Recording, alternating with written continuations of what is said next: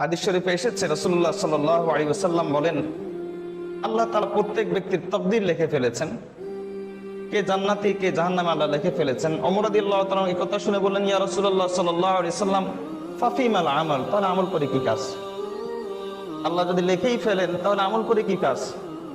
রাসূলুল্লাহ সাল্লাল্লাহু আলাইহি ওয়াসাল্লাম তখন বললেন যে, ওমর শোনো, ফাকুল্লু আবদিন মুয়াসসারুন লিআমালিহি, যাকে জান্নাতের জন্য বানানো হয়েছে আল্লাহ তাকে দুনিয়াতে জান্নাতের কাজের সুযোগ দিবেন, তৌফিক দিবেন। আর যাকে জাহান্নামের জন্য বানানো হয়েছে আল্লাহ তাকে জাহান্নামের কাজের তৌফিক দিবেন। যুবক, তোমার কাছে যদি অ্যান্ড্রয়েড সেট থাকে, তোমার কাছে যদি মোবাইল সেট থাকে, তুমি মোবাইল সেট ব্যবহার করে নেক কামাইতে যদি না পারো, গুনাহ কামানো শুরু করো, তাহলে এর অর্থ হলো যে তোমাকে আল্লাহ জাহান্নামের আমল করার সুযোগ দিচ্ছেন, না জানি তোমাকে আল্লাহ জাহান্নামের জন্য বানিয়েছেন কিনা, না জানি তোমাকে আল্লাহ জাহান্নামের জন্য তৈরি করেছেন কিনা। কারণ রাসূলুল্লাহ সাল্লাল্লাহু আলাইহি ওয়াসাল্লাম বলেন, আল্লাহ তাকদীর লিখে রেখেছেন ঠিক, তবে আল্লাহ যাকে যে জন্য বানিয়েছেন তাকে সেই আমলের তৌফিক দিবেন।